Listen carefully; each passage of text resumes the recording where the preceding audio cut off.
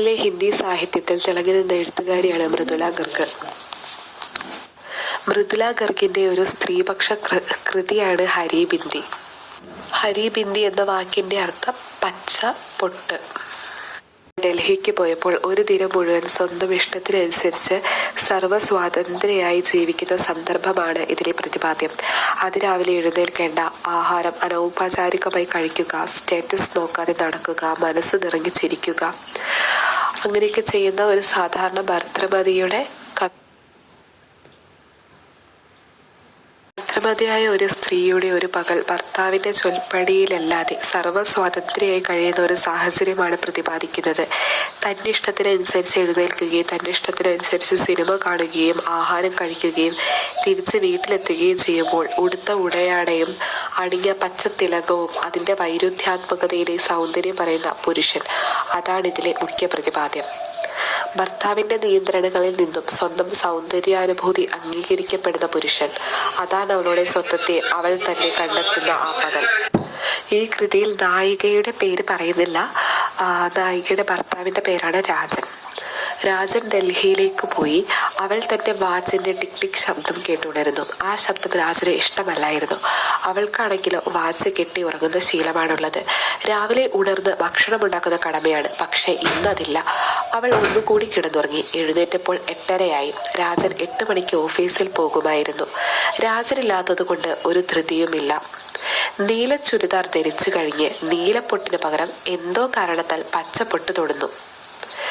ധരിക്കാറില്ലാത്ത വലിയ കമ്മൽ ധരിച്ച് പഴയ ബാഗുമെടുത്ത് പുറത്തു പോകുന്നു. ജോലിക്കാരൻ മണ്ടു ഭർത്താവ് രാജന്റെ സിഗരറ്റ് അടക്കി പിടിച്ചു. ഭയപ്പെട്ട അവരോട് തനിക്കിഷ്ടമുള്ള ആഹാരം ഉണ്ടാക്കാൻ പറഞ്ഞ് ചിരിച്ചു. പുറത്ത് കടന്നപ്പോൾ മഴ പെയ്തു. വേഗം ടാക്സി വിളിച്ചു. അതുകൊണ്ട് ലക്ഷ്യം പറയണമല്ലോ എന്ന് വിചാരിച്ച് ആദ്യം ഓർത്ത ജഹാംഗീർ ആർട്ട് ഗാലറി എന്ന പേര് പറഞ്ഞു. റെസ്റ്റോറന്റ് കണ്ടപ്പോൾ വിശപ്പ് തോന്നി. അവിടെ കയറി വേഗം കിഴങ്ങു കഷണവും ഐസ്ക്രീമും ഓർഡർ ചെയ്തു. യോജിക്കുന്ന ആഹാരം രാജനുണ്ടായിരുന്നുവെങ്കിൽ ഔപചാരികമായി ഓർഡർ കൊടുത്ത് കാത്തിരുന്ന് കഴിക്കേണ്ടി വരുമായിരുന്നു. എന്നാൽ ഇപ്പോൾ ആഹാരം വേഗം കഴിച്ചു പുറത്തിറങ്ങി. അപ്പോൾ ചെറുപ്പത്തിൽ ആഗ്രഹിച്ച തമാശ സിനിമ കാണാൻ തീരുമാനിച്ചു. സിനിമ കണ്ടിരുന്നപ്പോൾ അവൾ പൊട്ടിച്ചിരിച്ചു. അടുത്ത സീറ്റിലെ പുരുഷനെ കാണാനാകുന്നില്ലെങ്കിലും അയാൾ അതിലും ഉറക്കെ ചിരിച്ചുകൊണ്ടിരുന്നു. ചിരിക്കിടെ ഇരുവരുടെയും കൈകൾ കൂട്ടിമുട്ടി. സിനിമ കഴിഞ്ഞ ശേഷം ചാറ്റൽ മഴയിലൂടെ ഓടി അവർ ചായക്കടയിൽ കയറി. താങ്കളുടെ കൂടെ എവിടെ എന്നതിന് ചിരിച്ചുകൊണ്ട് അവൾ പറഞ്ഞു താങ്കളുടെ കൂടെ എവിടെ എന്നതിന് ചിരിച്ചുകൊണ്ട് അവൾ ഉത്തരം പറഞ്ഞു ഇംഗ്ലണ്ടിലാണെന്ന്. ചായക്ക് ഓർഡർ ചെയ്ത് അവർ ഇരുവരും സ്വന്തം ചിന്തകളിൽ മുഴുകി.